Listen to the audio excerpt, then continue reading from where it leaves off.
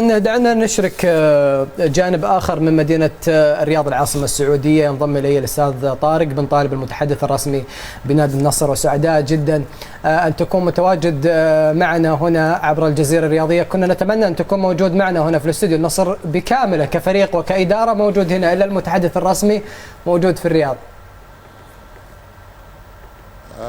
مساك الله بالخير أنت والأخوة الزملاء. معك الكباتن الأستاذ نايف والأبو عابد اللي أكن لهم كل مودة وتقدير، ولشخصك الكريم، وأيضا أستاذ جمال العلي. الحقيقة نعم. يعني طيب أنا خليني أنتقل إلى نقطة. الأستاذ جمال العلي أنا ما شفتها. طيب أنا أبدأ من نقطة الكابتن نايف العنزي واللي كنا نتحدث فيها، سعد الحارثي. هل أصبح سعد قريب من نادي الشباب؟ لا، ما أصبح من نادي الشباب ولا من أي نادي آخر. يعني أعتقد اللي طلع كلها إرهاصات إعلامية، وأنا لا أعتقد أن نادي الشباب الآن يستطيع يفاوض سعد الحارثي. لماذا؟ ولا أي نادي آخر، لأنه تبقى على فترة 6 أشهر شهرين. وألا يوجد حديث أو تحركات؟ ألا يوجد تحركات في هذا الجانب؟ يعني ما في شيء، ما يقولك ما في دخان بدون نار يعني. لا أعتقد، ما حصل هو محاولة بس التشويش والرد على الكلام اللي صار. النادي النصر كان يحاول أن يفاوض لاعبي الشباب. وهل هذا الكلام صحيح؟ يعني هل هذا الكلام صحيح أن النصر كان يحاول يفاوض؟ لا هذا أنا أقول رد، يعني كطلعت بعض الكلام. إحنا لو نريد أن نتفاوض مع أحد ندخل البيوت من أبوابها. طيب نعلم أن يعني الكل واضح، وأيضا الشبابيين عارفون هالشيء. لا يملك الشباب حجم إعلام ما يملكه نادي النصر، فمن يصدر هذه الإرهاصات الإعلامية؟ الشباب ما عندهم إعلام يوازي إعلام نادي النصر. لكن في إعلام مساند لنادي الشباب معادي لنادي النصر، يعني ترى أن أيدي أخرى، يعني هذا لا يخفى على أحد. لا يخفى على أحد أنه نادي النصر يتعرض لهجمات كبيرة من الإعلام الآخر. ما هو الإعلام الآخر؟ لا أريد أن أسميه حتى لا ندخل في جدلية لن تنتهي. حتى احنا لا نود أن نطرح افتراضيات غير موجودة. لا في إعلام. أنت شوف يا أخي، أنا أعطيك النصر يتعرض هذه الأيام لمحاولات تشويش ومحاولات أبدالك إياها، من محاولة مثلا مفاوضات بدل المطوع إلى مفاوضات المدرب إلى النجوم اللي قربت فترة 6 أشهر عندهم. يعني هذه كلها شغل الشاغل في الصحف في الإعلام الآخر، وأنتم تعرفون ما أكثر. طيب هل هذا الشيء استدعى النصر أنه تكون أنت متحدثا رسميا؟ أنت اليوم ربما تكمل اليوم ال15 أو ال16 كمتحدث رسمي. لغاية الآن أخوي عبد العزيز، أنا ما سلمت لغاية الآن. أنا 15 يوم وتعرضت لهجوم أكثر من 6 مقالات تجريح شخصي من أشخاص لا أعرفهم، إسقاطات في التلفزيون. يعني هذا جزء من الصراع اللي يقوده الإعلام الآخر ضد نادي النصر. 6 مقالات خلال 15 يوما، يعني رقم كبير صراحة أن يتعرض له شخص واحد. يعني كلها قدح وتجريح شخصي وعلى الهواء مباشرة. ليس ذنب، لا ذنب لي الا اني اصبحت المتحدث الرسمي لنادي النصر. هل لانك مثير وصريح في اجاباتك ولا يعني لا تبالي؟ يعني لا. ربما بعضهم يعمل للدبلوماسيه، انت ربما صريح وجريء في طرحك. يعني ربما انا تابعت لك بعض اللقاءات لديك صراحه في الطرح يعني. وهذا المطلوب. يعني احنا الان في عصر الاعلام المفتوح، الجماهير تعي ما ترى وتفهم ما نقول. أما المواربة والأساليب اللي من تحت لتحت هذه ليست من أسلوبي وليست أساليب نادي النصر. أنا إذا أردت أن أقول لشخص مخطئ أقول له مخطئ في وجهه للأسباب التالية. أما أنه شخص يجرح فيني شخصيا أنا ويتكلم فيني على الهواء مباشرة ويشكك في خلفيتي الثقافية والعلمية واللغوية وما إلى ذلك وهو لا يعرفني أبدا، فهذه جزء من الحملة. يعني ما يحدث ضد نادي النصر هو واضح وصريح، استفزازات واسقاطات واثارات ليس لها داعي. احنا نتكلم في لغة كرة قدم ولم نخرج عن اطار كرة قدم. طيب هل هذا الشيء كان يتعرض للمتحدث الرسمي السابق بالنسبة لنادي النصر؟ ما كان في متحدث، قبل فترة كان في متحدث للنصر العجلان.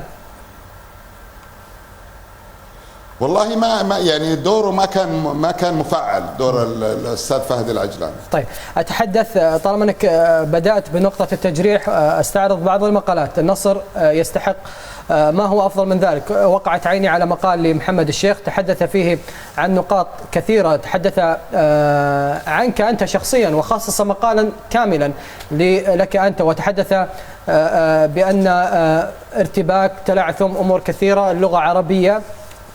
بماذا ترد؟ يعني هل ممكن تقول أن اللقاء عبر الجزيرة الرياضية يكشف كثيرا من الشخصية أو كثيرا من المقالات التي تكتب حولك؟ لا أريد أن أجر إلى هذا المستنقع. أنا لا أريد شخصنة الأمور. أنا الرجل هذا يعني أترك لكم الحكم على الكلام، لأن الرجل هذا لا أعرفه أبدا، وما أدري على أي أساس تركك مكررة في قنوات أخرى. لا أريد أن أجر إلى مستنقع الشخصنة. هل هو مستنقع بالفعل أم نعم، هو رأي يكتب وكاتب؟ لأشخاص. لا هذا الإساءة الشخصية والتجريح أعتبر أنه مستنقع، لا أريد أن أجر له. طيب أليس لك لا ثقافتي ولا خلفيتي أني أنا تسمح لي أنزل للمستويات هذه. طيب أنا أتكلم في نقاش المقالات الستة اللي أنت تكلمت عنها ألا تدفعك لرفع شكوى حتى لا يتم تجاوزات أكبر من ذلك؟ أين لجنة الانضباط التي ربما تحدثت عن أمور كثيرة، عن محاسبات، عن متابعة للمنتديات اللي أنت شاركتنا فيها في الفترة الماضية؟ أين هي أن تحمي أيضا من يعملون في الوسط الرياضي؟ والله أنا هذا الدور أتركه. أنا ما أدري يعني. أساءت كثير لرجالات النصر في الأيام الماضية، ومنها الرئيس ومنها نائب الرئيس ومنها مدير الكرة. أشياء كثيرة تسقط على نادي النصر، وإساءات كثيرة سواء تلميحا أو تصريحا، لا مجال للمحاسبة. لكن إحنا لا ننظر الأشياء. طيب هل هذا الشيء ينصب من تصريحات ايضا لشخصيات نصراويه؟ على سبيل المثال سعود عبد العزيز الصرامي يتحدث بان هنالك من يريد ان يبعد النصر عن القمه، عن تواجده في القمه. هل هذا الشيء موجود؟ لا تسألني سوى عن تصريحاتي. لا أنا أتحدث لك. لا أنا أتحدث لك، هل هنالك أشخاص يعملون على هذا الشيء؟ النصر لا يتواجد في القمة؟ أنت تتحدث عن استفزازات، تتحدث عن أمور تبعد النصر عن تواجد. لا شوف مهما حاولوا إسقاط النصر فالنصر قادم لا محالة. طيب جيد. عموما يعني لو التفتنا للمقالات والأشياء هذه لا تسقط فريق بعظمة النصر. طيب النصر يسير وفق خطة مدروسة وقادم لا محالة. طيب شاء من شاء وأبى من أبى. سأتحدث معك أستاذ طارق في أمور أيضا أخرى، ولكن ينضم لي الآن باتصال هاتف الأستاذ محمد الشيخ الكاتب في صحيفة الرياض، وهو من خصص مقالا خاصا للأستاذ طارق بن طالب، وهو تحدث عن 6 مقالات كتبت له في خلال 15 يوما. أهلا وسهلا فيك أستاذ محمد الشيخ. مرحبا أخي عبد العزيز. لماذا خصصت مقال لطارق؟ المقال لا يعني طارق بالتحديد، وإنما يعني نادي النصر. أنا أشعر وأدرك تماما أن نادي النصر قيمة كبرى ويستحق أن يمثله. بالاسم يا أخي. لحظة أستاذ طارق، لو تكرمت يعني نترك مجال للأستاذ محمد وأتيح لك المجال كامل. بن طالب في الاسم. أستاذ طارق سأترك لك المجال للرد عليه بشكل كامل. تفضل أستاذ محمد. نعم، وأقول بأن النصر يستحق أن يمثله إداريين كفؤين على كافة الصعد، لا سيما حينما نتكلم عن الجانب الإعلامي. صحيح أن الجانب الإعلامي على مستوى المتحدث الرسمي في النصر كان مغيبا، حيث أن المركز الإعلامي لم يكن يقوم بدور ناطق رسمي باسم النصر، ولذلك تمنيت أن يكون من يشغل هذا المنصب شخص في مستوى هذا المنصب، خصوصا وأن في النصر أو من المهتمين بشؤون النصر إعلاميين لهم مكانتهم في الساحة الإعلامية. زميل طارق بن طالب لا أتكلم عن شخص كشخص له كل الاحترام والتقدير، قد يستحق أن يكون رئيسا للنصر، قد يستحق أن يكون حتى رئيسا للفيفا، لكنني لا أراه بما يملك من إمكانات، بما يملك من أيضا خلفية إعلامية، لا يملك أن يتنصب في هذا المنصب تحديدا. على الأقل هو تحدث في حوار الأخير في القناة الرياضية السعودية عن جملة صفات يمتلكها، كما يقول هو سريع البديهة، يقول بأنه يملك معلومات رياضية ممتازة، كما وأنه يقرأ الصحف والمجلات ويشاهد القنوات. وإذا به أتفاجأ في ذات القناة يقع في أكثر من مطب. كل ذلك دل على أنه بالفعل لا يملك سرعة البديهة، لا يملك اللغة التي يستطيع من خلالها أن ينفذ من الأسئلة أو الأجوبة التي يضع نفسه فيها، فضلا عن ضعف يعني خبراته الاعلاميه او الرياضيه، انا اعتقد طارق بن طالب واكرر قد يكون اداري متميز في مكان اخر الا الاعلام. طيب استاذ محمد، دعك معي وايضا ساسمع راي الاستاذ طارق، ولكن قبل ذلك انت تحدثت عن الخبره، هو رجل يملك خبره، هو كان متواجد ابان فتره نادي النصر عندما كان في البطوله العالميه، كان هو متواجد فيها في بطوله كاس العالم للانديه، كان هو متواجد في تلك الفتره، بمعنى انه يحمل خلفيه تاريخيه عن نادي النصر وعن الكره السعوديه الشيء الكبير، وهو الان من خلال ظهوره لا يبدو لا متلعثما ولا يبدو ضعيفا، يرد بمنطقية. هل تطالب من يتحدث بشيء طويل من الإجابات بإسهاب؟ نعم، اولا بالنسبه الى خلفيته الرياضيه كما تقول، قلت لك يعني قد يترشح لان يكون رئيس نادي النصر، بل حتى يمكن ان يترشح ليكون رئيس الفيفا، هذا امر اخر. انا اتحدث عن قدرات اعلاميه.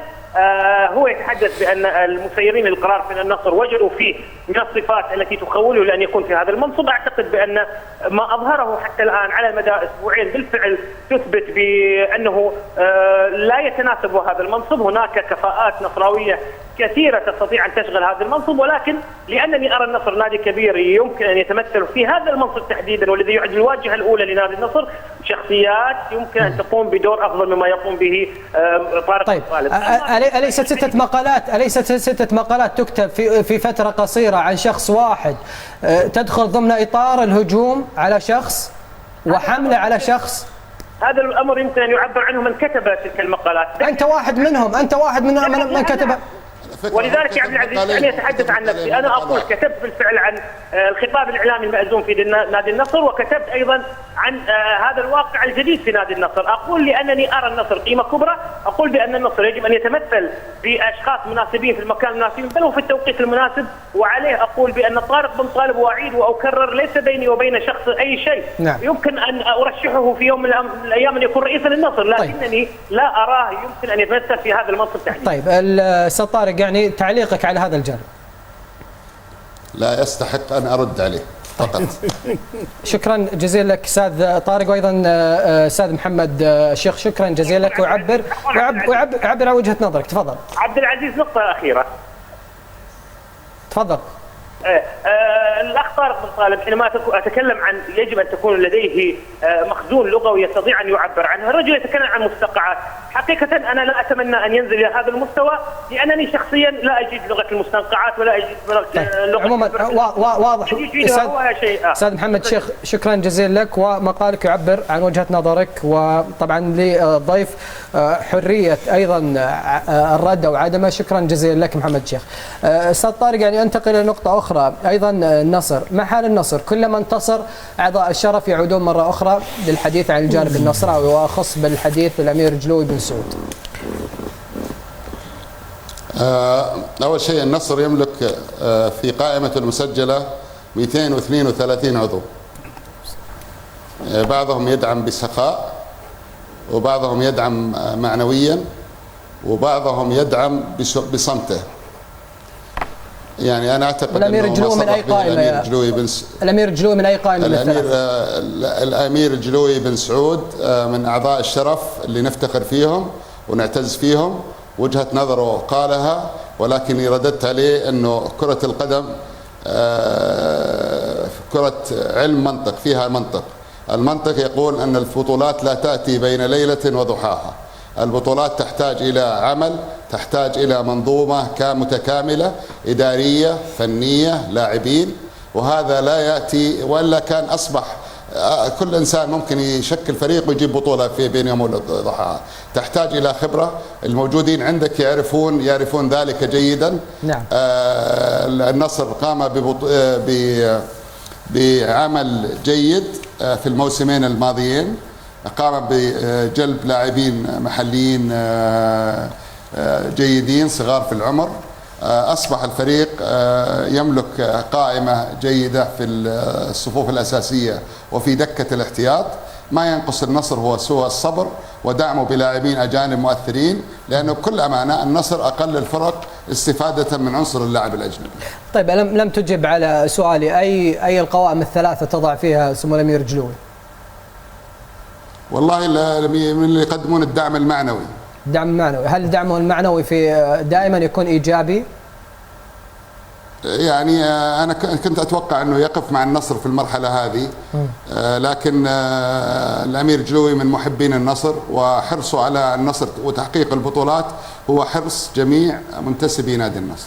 طيب، ألا تلاحظ أن التوقيت دائما يعني عندما نتابع النصر عندما يصل إلى مراحل متقدمة وعند نشوة تبدأ بعض الأصوات من أعضاء الشرف، لا أخص بهم سمو الأمير جلوي إنما أعضاء آخرون، بالحديث عن الشأن النصراوي، عن مشاكل وفتح ملفات بالنسبة لنادي النصر، هل هذا الشيء أنت تلاحظه؟ والله أنا أعتقد أنه هذا جزء من الحملة المنظمة. طبعا الأمير جلوي دائما رأيه صريح ويجيب عندما يسأل، فهو قال أنا أجبت عندما سألوني. نعم، احنا اتصلنا عليه الآن مغلق هاتف ونريد نسمع جوابه، لماذا هو يفتح الهاتف أو يرد على من يريدهم؟ الآن نحن يتصل عليه من وقت سابق، لا نجد أي إجابة من سمو الأمير جلوي بن سعود.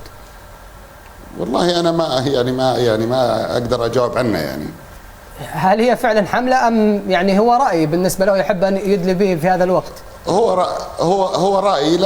هو أنا متأكد أنه الأمير جلوي اتصل به أحد ما وأخذ منه التصريح هذا، هو لم يتصل. طيب، من خلال يعني الآن نصف ساعة معك قضيناها في البرنامج، خلال هذا الوقت دائما أو سمعت تكرار للحملة على نادي النصر، الحملة على نادي النصر، هل هو هاجس يعيشه النصراويون أم هي حقيقة حالية؟ لا، حقيقة. أنت يعني أنا أعطيتك أمثلة في خلال 4 أيام أو 5 أيام. قضية بدر المطوع، ألا يملك النصر إعلام يعمل بالمضاد، يعمل يعني مصلحة نادي النصر؟ ألا يوجد إعلام؟ احنا شوف مصلحتنا، يعني انا بالحقيقه في كل تصريحاتي وفي كل مداخلاتي هي ردة افعال على ما يثار ضد نادي النصر. انا لم اتفوه على اي نادي ولا على اي شخص. انا تكلمت عندما يطلب مني ان اظهر واتكلم عن نادي النصر. انا لم اتصل بكم استاذي الكريم. نعم، أنتم من اتصلتم وطلبتم توضيح، ونحن نتشرف. جميع القنوات هم من يتصلون بي ويسألوني كيف يريدون دور المتحدث الرسمي إذا كان لا يستجيب للدعوات الإعلامية ومناقشة ما يخص نادي النصر. طيب، على طريقة يعني إذا سكتنا قالوا ساكتين وما يردون، وإذا ردينا قالوا يطلع في كل قناة. أنا احترت فيهم أنا صراحة. أنا هذا كان سؤالي، يعني أنا كان من بعض النقاط اللي تنتقد بها أنك تظهر كثير، وأنا من وجهة نظري أنه كان متحدث إعلامي لأي نادي يظهر على حسب الطلب اللي أنه يطلب للرد أو لحاجة نادي النصر. يعني أنا ما أدري، أستغرب يعني أنتم القنوات يعني على عيني وراسي. الأخ طيب، مين اللي ينتقدك؟ مين اللي ينتقدك؟ أنت في أحد مؤرقك؟ في أحد مقلقك؟ يعني ما عرفت. لا أنا الآن شوف، أنا أقول لك من متابعاتي اليوم كانت لي مداخلة في أحد البرامج، وأحد الأشخاص يتهكم يقول أني لو أنا مريت في استراحة وش لقيتهم يتكلموا عن النصر كان طلبت المداخلة. يعني أنت ترى النصر مستقصد من بعض يعني أنا بكل أمانة يا أستاذ عبد العزيز، أنا خدمت في عضو مجلس إدارة في نادي النصر 13 سنة متوالية. نعم. وكنت بعيد جدا عن الإعلام، ودخلت عالم الصحافة وكتبت أكثر من 240 مقال، ولكن في الأسبوعين اللي فاتت اكتشفت مدى ما أبغى أوصف بنعت يثار ضدي، لكن بمدى تدني الثقافة في مجتمعنا الإعلامي. المجتمع الإعلامي يعني من هب ودب يكتب في الإعلام. الخلفيات الثقافية مختلفة جدا. مجرد أنك تكتب قلم وتسب نادي وأنه أنت تسخر نفسك لخدمة شخص ما على طول تبرز. طيب. لكن أنا صراحة ندمت جدا أني دخلت المجال الإعلامي في الكتابة. طبعا أنا طيب، الآن أنت تتحدث أستاذ طارق، أنت تتحدث عن 240 إذا صحيح 240 مقال، والآن تندم. الآن خلال 15 يوم تواجه كثير من النقد، ألا تندم الآن على التواجد الإعلامي أيضا تلفزيوني؟ لا أندم أبدا في خدمة نادي النصر. طيب على المستوى الشخصي خليني اقول لك، يعني انا لو خيرت لا رفضت المنصب هذا، لكن انا ثقتي يعني اشكر ثقة رئيس نادي النصر واعضاء شرفه في تنصيبي في هذا المنصب. قد لا يعجب الكثيرين، قد يخترع البعض العيوب فيني، لكن انا واثق من نفسي في قدرتي في خدمة نادي النصر بالعقل والمنطق وليس بالأهواء. طيب دعني أفهم آلية عملك كمتحدث رسمي. هل يعني أنت من يتحدث بجميع الأمور وتبعد هذه الأمور مثلا عن رئيس النادي أو نائب الرئيس؟ ما هي الآلية المتبعة بالنسبة لك كمتحدث رسمي لنادي النصر حتى يكون الجمهور على دراية بنوعية وآلية العمل اللي أنت تقوم بها؟ يا أستاذ الكريم، دور المتحدث الرسمي ليس هو الاستئثار بالردود عن نادي النصر. طبعا النصر منظومة متكاملة، الهدف كان من تعييني هو تخفيف الضغوط على رئيس النادي وعلى صاحب السمو الملكي الأمير فيصل بن تركي ونائبه الأستاذ عامر السلهام ومدير الكرة الأستاذ سلمان القريني للتركيز على فريق كرة القدم. أنتم شايفين الإعلام وكيف كثرة البرامج وكثرة الصحف، فتحتاج إلى شخص متفرغ أو شبه متفرغ يستطيع الرد. الآن مثلا اليوم وبكرة الفريق راح يكون مشغول، رئيس النادي ونائبه إدارة الكرة مشغولين في التحضير لمباراة الغد، فلا يستطيعون ملاحقة كل ما يحدث يحدث تنسيق بين المجموعة، وأنا أمثل وجهة نظر المجموعة. طيب بمعنى أنك يعني تبعد رئيس النادي، يعني رئيس النادي لا يظهر بشكل كبير، أنت من تظهر؟ أنا مهمتي أني أساعد رئيس النادي في توضيح وجهة نادي النصر الرسمية. طيب تحدثت في البداية عن حملة من نادي النصر، هل ممكن تحدد لنا الجهة؟ هل هي صحف، وسائل إعلامية، برامج، جماهير، منتديات؟ شوف ما هي النوعية يعني؟ إذا كنت تستطيع التسمية الموضوع متاح لك. أنا لا أريد أن أشهرهم في قناتكم الموقرة. لا، كان نتحدث عن جهة، هل هم صحافة، برامج معينة، كتاب؟ لا جهة، أم هي بشكل جماعي؟ والله شكل جماعي. طبعا أنا لا أنظر للمنتديات ولا أنظر لهذه، لكن مع الأسف ما يحدث في صحافتنا صار أسوأ من المنتديات. بمعنى أنها صحافة؟ الصحافة هو الإعلام المرئي والمقروء. طيب أتحدث عن نقطة يبدو أنك لا تريد الحديث وإيضاح للجمهور النصراوي تجاه من يتحدث من يقود الحملة ضد النصر. أول شيء أنا لا أريد أن أعطيهم أهمية لا يستحقونها، وأيضا لا أريد أن أشهرهم على حساب برنامجكم وعلى حساب اسمي الشخصي. جيد، ونحترم رغبتك. أتحدث عن نقطة إيقاف فيغارو مباراتان، وكلا المباراتان قويتان بالنسبة لنادي النصر، يواجه نادي الأهلي في المباراة المقبلة، وأيضا يواجه فريق الهلال، والذي ربما على الحسابات أن التتويج سيكون في تلك المباراة مع النصر. أنا من وجهة نظري الشخصية أنا أتوقع فيغارو أخطأ في المباراة وأخذ عقوبته، وكان المفروض يكتفى بالكرت الأحمر. ولماذا زيدت العقوبة؟ والله أنا أعتقد أنه ما يحدث في لجاننا الموقرة،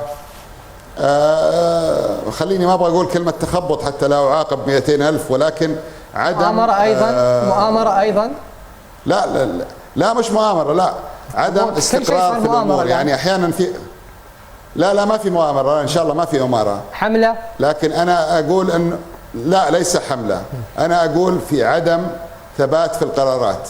يعني قرارات ممكن، وليس يعني نادي النصر، قرارات أخرى يعني في أندية أخرى أحيانا تلقى العقوبة تكون مخففة، وأحيانا العقوبة تكون مشددة، ما في خط واضح للجنة. هل في لجان تتعامل مع النصر بطريقة شخصية، يعني بطريقة يعني أمور سابقة لنادي النصر مع لا أعتقد. احنا في نادي النصر نثق باللجان المحترمة ولا نشكك في ذلك، ولكن احنا ننتقد العمل وليس صاحب العمل. طيب الآن تغيرت آلية نادي النصر، بالسابق كانت هنالك تصدر عن طريق بيانات، الآن هل ممكن نقول أن الحديث سيكون عن طريق الأستاذ طارق بن طالب؟ يعني بالنسبة للبيانات والله بعض الأمور، شوف بعض الأمور تحتاج إلى بيانات مفصلة. نعم. والكثير من الأشياء تحتاج إلى يعني ردود مباشرة. طيب نتحدث في الجزء الأخير من مداخلتنا معك أستاذ طارق عن وضع الفريق النصراوي في دوري زين السعودي لكرة القدم. أين تتوقع النصر؟ يعني يبدو أن الملامح النصراويين يرغبون بالتواجد في المركز الثاني بشكل كبير، لديهم طموح كبير للمركز الثاني. أول شيء احنا من بداية الموسم كان طموحنا أن نكون احنا أحد الأربعة الكبار. نعم. وتحقيق البطولة. أصبحت يعني تواجه نادي النصر بعض الصعوبات وفقدنا نقاط كان من المفروض ألا تفقد، ولكن واصل النصر المسيرة، والآن احنا طموحنا المركز الثاني. أعتقد أنه هذا تطور تدريجي للنصر. العام الماضي كان الثالث، السنة طموحنا الثاني، والفريق يشارك آسيويا، وإن شاء الله ربنا يوفقنا بكرة ونكون نضمن بنسبة 70% التأهل للدور الثاني. طيب أتحدث عن نقطة أخيرة بالنسبة للفريق النصراوي تجاه السيد والتر زينجا. يعني كانت طموح النصر أن تكون عملية الاستمرار لمدة 2 سنين، لم نشاهد هذا الاستمرار سوى 6 أشهر. رأيك أنت الشخصي يعني هل كان النصر يطمح إلى عملية استقرار فني في هذا الجانب؟ وماذا عن دراغان، هل سيستمر؟ والله شوف، بالنسبة للمدرب زينجا يعني كان المأمول أنه يستمر 2 مع الفريق، لكن أنت تعرف كرة القدم هذه يعني ما في فريق يستمر على حاله. طبعا فريق النصر فريق جماهيري ومطالب من الجمهور بالنتائج. أي نعم هناك استعجال أحيانا، ولكن المدرب زينجا يعني في أسباب كثيرة جعلت الفريق يستغني عنه لأنه لم يوازي طموحاتنا. نعم. بالنسبة للمدرب دراغان الجديد فهو الآن يعني عقده إلى نهاية الموسم، والآن بدت ملامح نظريته تمشي على الفريق أو تظهر على الفريق.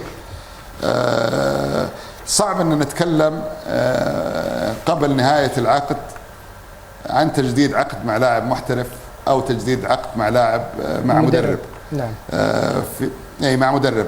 يعني الفريق ما زال له 4 مباريات أو 5 مباريات في دوري زين، أمامنا مباريات الدور الأول في الدوري الآسيوي، أيضا هناك بطولة كأس الملك الغالية على قلوبنا. النتائج ومستوى الفريق سوف يقرر ما إذا كنا سنرغب الاستمرار معه أو نبحث عن مدرب جديد. لكن الآن صعب أني أتكلم أنه سوف نجدد أو لن نجدد. تعرف الآن هذه مرحلة حساسة، ليس من مصلحتنا وليس من مصلحة المدرب، لأنه الاتفاق يكون بين طرفين وليس نادي النصر فقط هو من يقرر.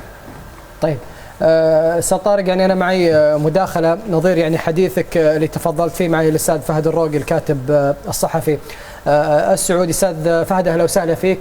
هل فعلا أنت من ذكر الحديث بأن طارق بن طالب تواجد في استراحة يطلب بمداخلة؟ هل أنت من ذكر هذا الكلام؟ أول شيء مسي عليكم والأخوات المستمعات. هذا الأخ العزيز طارق. بدء أول شيء بسم الله الرحمن الرحيم وبه نستعين. الكلام اليوم اللي أنا قلته كلامي واضح، يعني من الأخ طارق بن طالب، وهذا أكبر دليل يعني هذا وجوده الآن في البرنامج، إنه أصبح أي شخص يتحدث في أي مكان في العالم يمكن أن الأخ طارق بن طالب عنده استعداد إنه يوقف أمامه يقول له أنا المتحدث الرسمي باسم النصر وباحث بتك. هل هذه حملة لإسكات النصر فهد؟ طيب بعد كذا بعد باقي حمله يحتاجون الى حمله ان احد يسكتهم. طيب لماذا على سبيل المثال فهد لماذا لم تتحدث عن عبد الكريم الجاسر ايضا ينتقد في نفس الاطار؟ طيب اوكي خلينا نتكلم في هذا الموضوع بعدين نتكلم في موضوع الاخ عبد الكريم الجاسر. فيما يخص النصر النصر هو النادي الوحيد يمكن حتى على مستوى العالم غايب عن البطولات تماما، منجزاته فقط عبر الاعلام. حضور مكثف وقوي جدا عبر الاعلام بدرجه ان المتابع من خارج الاطار الرياضي يظن ان هذا النادي مسيطر على البطولات وحاضر دائما فيها. لا يوجد نادي حتى خلينا نتكلم عن المستوى المحلي يحظى بالحظوه التي يحظى بها النصر اعلاميا بدرجه تفوق الوصف، بدرجه يعني قد تسجل في كتاب جينيس الارقام القياسيه. نادي بعيد جدا عن البطولات 16 سنه او 17 سنه نعم. عن الدوري. طيب واضحه الصوره عن الجانب االاخر فهد.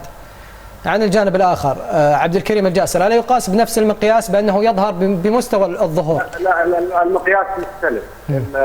احيانا وهذا الكلام لابد انه يعيه الاخطاري انه مساله انه المتحدث الرسمي حديثه رسمي، بمعنى انه يتكلم باسم اداره نادي النصر وانه هذا الحديث باسم نادي النصر وليس باسم طارق بن طالب، وان حضوره في كل مكان لا يعني انه نادي النصر يمثل هذا الحضور. طيب فهد يعني معلش اخوي عبد العزيز خليني اكمل عشان تتضح الصوره بس. تفضل. في حاله انه نادي النصر يتعرض لاي امر يمس اداره النصر او لاعبي النصر من اي جهه رسميه سواء كانت نادي منافس او وسيله اعلاميه، هنا يتطلب الحضور الرسمي. لكن وهذا ما يقوم فيه تقريبا الاخ عبد الكريم الجاسر في نادي الهلال، الا في بعض الحضور كضيف، يعني في بعض القنوات يستدعونه كضيف اعلامي فقط لا يمثل راي الرسمي للهلال. اما الاخ عبد الكريم الاخ طارق بن طالب فهم الموضوع على العكس تماما، مجرد ان يذكر اسم النصر تجده حاضر ويتكلم حتى لو كان هذا الشخص صحفي. طيب واضح اي راي، هذا مو صحيح يعني. طيب اخذ كم يوم في صحفي ينزل خبر هو. طيب انت فهد ابى افهم، انت تحب تقدم النصيحه يعني للاستاذ طارق يعني من خلال حديثك له، يعني حديثك هذا المجمل هي نصيحه تقدمها ام انتقاد ام ماذا، يعني في اطار ماذا تحب تقدمه؟ والله هو كشف للواقع امام المتلقي، انه يعني ليست نصيحه، يعني ليست في اطار النصيحه. إذا بيأخذها نصيحة، لكن أنا أظن إنه أنا عند يعني في قائمة البلاك ليست عنده لن يقبل مني نصائح، كعادة إنه صديقك من صدق لا من صدقك. طيب دعني آخذ فهد رأي الأستاذ طارق، يعني رأيك في هذا الكلام، يعني أنت أي شيء موجود في النصر أنت ترد عليه. هل هذا الشيء ينطبق؟ والله أنا كنت أتمنى ترد علي أستاذ عبد العزيز. هل أنا طلبت أدخل معكم ولا أنتم اللي طلبتوني؟ لا انا قلت لي، انا ذكرت انه احنا اللي طلبنا انك تكون متواجد معنا، واحنا طلبنا من كل الضيوف يكونوا متواجدين معنا. الاخ ما ادري ليش يتابعني في كل قناه وفي كل محطه يعني. اذا ما عجبك يا اخي لا يطالع في التلفزيون يا اخي. فهد انت اللي تتابع، خليها لنفسك. وانا فهد انت اللي تتابع الان، ليس هو اللي من يطرح. انت اللي قاعد تطارد وراء الاستاذ طارق بن طالب من قناه لقناه. هي هو اللي قاعد يذكره. لا اله الا الله. اولا نفس الوضع، انا لما اتصل على الجزيره الرياضيه وطالبها بالمداخله، الجزيره الرياضيه اللي اتصلت على فهد الراجي وقالت له نطلب منك مداخله على اعتبار، وهذه مهنيه عاديه جدا، نعم، ان الرجل المح الى اسمي. طيب واحنا جبنا الطرفين. ممتاز. ولكن لا تدخل الجزيره، هو يتحدث انك انت تدقق في المتابعه مع في كل قناه يظهر فيها. هذه اول مره بعد ما اصبح المتحدث الرسمي باسم نادي النصر. هذه اليوم اول يوم نطلع فيه مرتين. المره الاولى هو من طلب المداخله وداخل في القناه الرياضيه السعوديه. المره الثانيه هو من يعني اقحم اسمي حتى لو ما كان بدون اسم، اقحم ما ذكرت اسمك يا اخي. القناه الرياضيه السعوديه وتحدث به، ومن على اساسه تم اتصالكم به، يعني بمعنى انه لو تجاوز عن المتحدث اليوم او لم يذكره لم تتجشم الجزيره انا البحث عنه. فيبدو انه هذا الموضوع اللي يقوله طارق مو جديد، يعني نفس الان اي شخص متابع للساحه الرياضيه السعوديه ويعرف ما حدث اليوم طيب يدرك تماما انه طارق بن طالب هو اللي تدخل في الموضوع. شكرا. هو تداخل في القناه. طيب شكرا جزيلا لك فهد الراقي على المداخله. عبد العزيز تفضل، لان ما معي وقت مع استاذ طارق. تفضل. للمره اليوم نفس الكلام، يقحم اسمي في موضوع ثم يقول يعني موضوع شخصي بينكم يعني. يا اخوي لا مو موضوع شخصي. لا ما لا اعرفها، انا ما اعرفها ولا. طيب فهد، شكرا جزيلا لك على المداخله، وان شاء الله نتمنى نلتقي. تعليقك استاذ طارق. أنا اليوم أقول لك في برنامج ذكر، خلينا أنا أعطيك عشان تكونوا بالصورة، يعني لا نقعد نسوي في الأمور. ذكر اليوم أن لماذا النصر لا يساند الأندية الأخرى في مشاركاتها الآسيوية. طيب. واستهجن الموضوع وكأن النصر، وأنا طلبت المداخلة ورديت عنها الجزئية، قلت لماذا لا تساند الأندية الأخرى نادي النصر فقط، وانتهينا. طيب أنا يعني لا ذكرت اسمه بشكل ولا سريع علقت على أي جزئية من كلام. بعد 15 يوم تحس أنه في ضغط كبير الآن عليك؟ لا نتحمل الضغوط إن شاء طيب. الله. معي الآن سمو الأمير جلوي بن سعود عضو شرف نادي النصر، ونتشرف أيضا نحن من طلبنا أن يكون متواجد معنا من خلال هذا البرنامج. سمو الأمير أهلا وسهلا فيك معنا وسعداء جدا بتواجدك. تعليقك سمو الأمير على ردود نادي النصر تجاه حديثك جانب أن البطولات لا تأتي بهذا الشكل السريع، إنما تحتاج إلى الوقت من البناء، وأنهم يطالبونك بالدعم. السلام عليكم. وعليكم السلام ورحمة الله وبركاته. أهلا وسهلا فيك. بسم الله الرحمن الرحيم. والله حقيقة أنا الدعم بدري، الظاهر معك بالطالب، الأخ الأستاذ طارق بالطالب. ألو؟ أي نسمعك سمو الأمير، تفضل. الأخ الأستاذ طارق معك موجود ها؟ أي نعم موجود. نعم. ماني غريب على نادي النصر، وأنا دعمت نادي النصر في تاريخه، وأعتقد أن أحد الشهود موجود معك، ويمكن الأستاذ المنزلاوي هو أكثر علم بتاريخ نادي النصر وتاريخنا للإخوان في إدارة نادي النصر. هذا موضوع الدعم شيء. هو الحمد لله يعني أعرف واثق في نفسي، والمنصفين من النصراويين يعرفون ذا الكلام، ولا في داعي للبحث. أما بالنسبة من أن النصر يحتاج إلى وقت البطولات، هذه صحيحة لغة خاصة في الإدارة. لغة الجمهور ولغة النصراوي هي البطولات. يعني ما تقدر تجي تقول جمهور النصر والله يا اخوان ما نجيب بطوله بعد 4 سنوات. ممكن هاللغه تجي على نادي ينبني، يعني تبنون نادي يا اخوان موجودين صح، بدون احد الانديه ما لها تاريخ او لها عمق في هذا المجال البطولي. اما نادي النصر معروف انه نادي النصر وضع رمزه الله يرحمه نعم في هذا المقام، وانه طرف ثابت والرقم الصعب والرقم الثابت في البطولات. هذا كلام يعني ما اعتقد انه خفي، ولا اعتقد انه يخفى على كل نصراوي، ولا اعتقد انه مطالبه او فكر خاص في جلوي اكثر من جمهوره ملاحظه.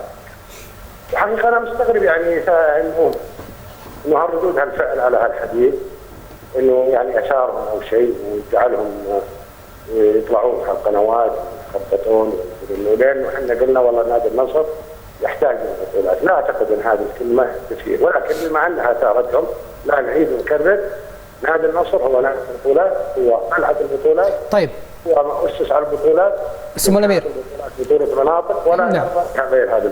طيب سمو الامير، يعني كان في هنالك تصنيف للاستاذ طارق بن طالب حول الداعمين بالنسبه لنادي النصر، هنالك من يدعم بالجانب المادي، وهنالك من يدعم بالجانب المعنوي، وهنالك من يدعم بالصمت. وعندما سالته اي الانواع انت توضع فيها، وضعك بالجانب المعنوي، بمعنى انه هل تدعم بالجانب المادي النصراوي؟ لا يعرف طارق بن طالب احنا لا مش متعودين على الصمت. هذا قد يكون في فئه من النصراويه اعتاد او نشأ انها على الصمت، لكن انا ويعرف طارق بن طالب اني انا ماني من هذه الفئه اللي على الصمت. دعم الصمت هذا. طيب انت تصرح من ذاتك سمو الامير ولا لا بعد؟ قلت دعمنا معنوي طال عمرك. هذا الاعضاء شرف نادي النصر وحبي نادي لهم الحق، لهم الحق الكامل ان يتكلمون عن ناديهم.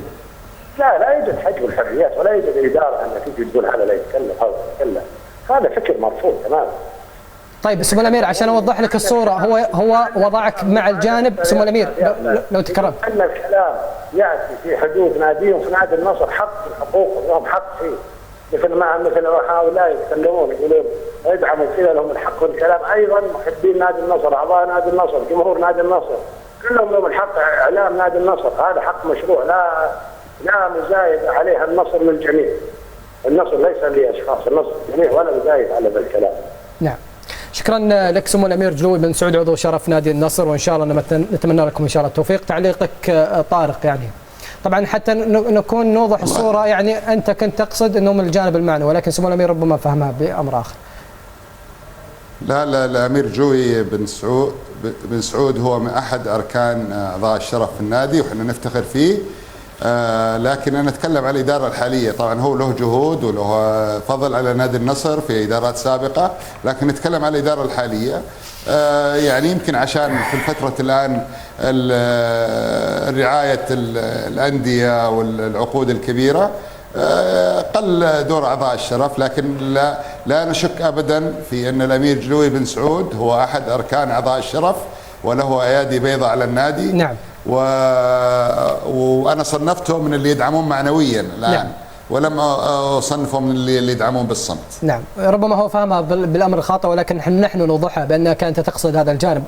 رسالة أخيرة تحب تقدمها للجميع من خلال الجزيرة الرياضية، للنصراويين، لأعضاء شرف، لجماهيريين، حتى لمن يقودون حملات. طبعا أنا أول شيء أحب أشكركم على استضافتي، وأتمنى أنه تتكرر دائما، بس عشان يعني لازم نكون بعدها شوي عشان لا تقولون أني دائما أحب الظهور. أهلا وسهلا فيك دائما. أي نعم. أنا رسالتي أوجهها لجماهير النصر ولأعضاء شرف النصر. ناديكم يحتاجكم. النادي النصر قادم لا محالة، رغم كل ما يثار من ضده من حملات، ويبدو أن بداية عودة النصر أثارت الجميع وجعلتهم يتخبطون يمنة ويسرى، ويحاولون يعني التأثير على النصر، ولكن إدارة النصر إدارة واعية. لاعبو النصر لاعبين محترفين. نعم. النصر قادم، الإدارة تبذل الغالي والنفيس في سبيل إسعادكم. أستاذ طارق بن طالب المتحدث الرسمي بنادي النصر، شكرا جزيلا لك، وأيضا شكرا لسعة صدرك وأريحيتك معنا في كثير من الطرح والتجاوبات لما يرتبط بالنادي النصراوي، وأتمنى لكم إن شاء الله التوفيق في عملكم القادم. فهمتوا علي؟ لا، فهمنا عليك كثير والله. يتكلم لغة عربية صحيحة؟ لا صحيحة والله، عينك على الحملات إذا كانت في حملات. شكرا جزيلا لك أستاذ طارق، شكرا جزيلا لك.